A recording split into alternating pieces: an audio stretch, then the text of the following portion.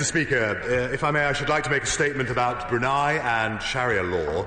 Now, Mr. Speaker, I appreciate this is an issue that has been of widespread concern in the House and was subject twice to urgent questions earlier in the week by the Honourable Lady for Edinburgh West. And if I may slightly apologise, obviously, slightly fewer members, I suspect, here in the House today than we might have had, given how late we sat last night, and an understandable desire for many to head off. But I thought it was worth making a full statement on this particular issue. And it was no criticism of you, Mr. Speaker, that you didn't allow the urgent questions, not least because we were able to touch on this issue in the slightly unsatisfactory way that one does during Foreign and Commonwealth questions.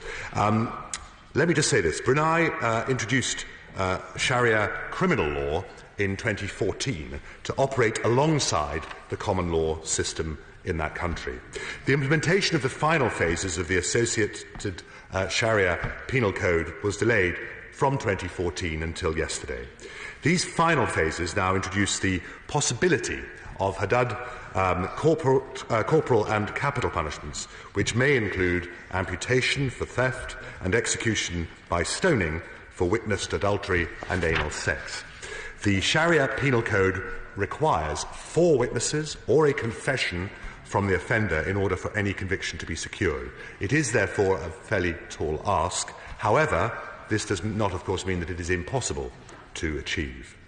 Now, under the common law in Brunei, homosexuality is already a criminal offence. Whippings are also quite frequently used as a punishment for a variety of offences, and the death penalty remains on the statute book, although it has not been enforced at all since 1992.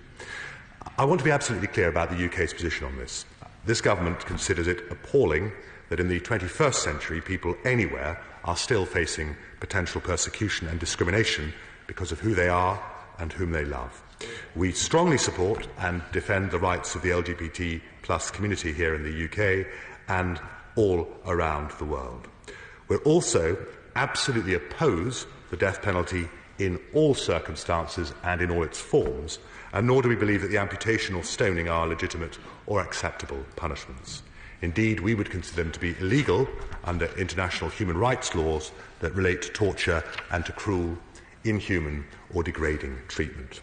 We also note that since the introduction of Sharia criminal law in Brunei in 2014, the vast majority of crimes have continued to be brought to justice under the existing common law system, which, as I say, runs in parallel in that country. However, if implemented, we believe these extreme Haddad punishments would contravene Brunei's international commitments to respect human rights and individual freedoms. That is why we have expressed very deep concerns to the government of Brunei. I personally raised this matter when I was in that country in August with His Majesty the Sultan, the Minister of Religious Affairs and the Foreign Minister, Dato' Arian, when I visited that country, as I say, some 7-8 months ago. Last week I wrote to Dato' Arian to re-emphasise our concern about the use of Haddad punishments, which would contravene the international standards and values that the UK and Brunei both uphold. Earlier this week, our outstanding High Commissioner, Richard Lindsay, also raised these concerns with senior Bruneian ministers, including the Ministers of Foreign Affairs, Religious Affairs and Finance. He received assurances that common law would continue to be the primary means of administering justice, and that the burden of proof under the Sharia Penal Code had been set to be almost unattainably high. And obviously we welcome this. However, I understand that the Foreign Secretary will speak with his counterpart, the Bruneian Foreign Minister, later today, and will urge the government of Brunei to take further steps to ensure that these extreme punishments cannot be used, and also to respect the rights and freedoms of all their citizens. Now, colleagues throughout the House may be concerned by the potential impact of Sharia criminal law in Brunei on British nationals, for whom, of course, we have specific consular responsibility. I should like to take this opportunity to assure the House that our travel advice has been updated to ensure that all British citizens are aware of the introduction of the new laws under the Sharia Penal Code. Supporting British nationals, of course, remains our #1 priority, and we shall continue to provide consular support for all British folk in Brunei should it be required. Many members will also be aware we have, in addition, some specific responsibilities towards British military personnel and their families who are stationed in Brunei, including as part of our long-standing garrison agreement, which dates back to the existence of Brunei as an independent state in 1962. Again, I can assure the House that we have the necessary protections in place with the government of Brunei. Madam Deputy Speaker, if I may just conclude with this. We have a close friendship for historical and indeed for ongoing reasons with Brunei.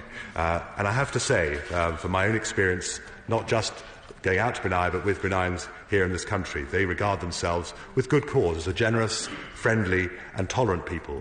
And they are very worried to see the tarnishing of their own reputation given the press that has been in the recent days, not just here in the UK, I hasten to add, but actually across the world.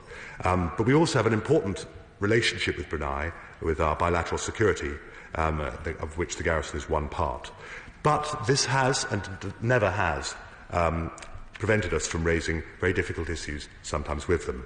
On the contrary, I believe that the strength and the richness of that relationship permits us to share our views and to express those concerns, sometimes openly, sometimes more in private, but always frankly, and we seek to work together to address these issues.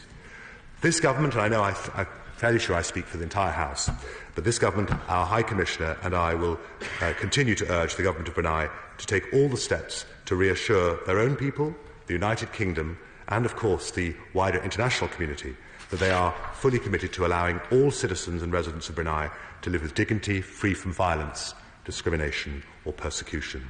Moreover, as an integral part of our foreign policy work around the world, we shall continue to oppose the use of the death penalty in all circumstances and to promote the rights of LGBT+ people. No one should face punishment for whom they are or whom they love. I commend this statement to the House. Head of Minister Khalid Mahmood.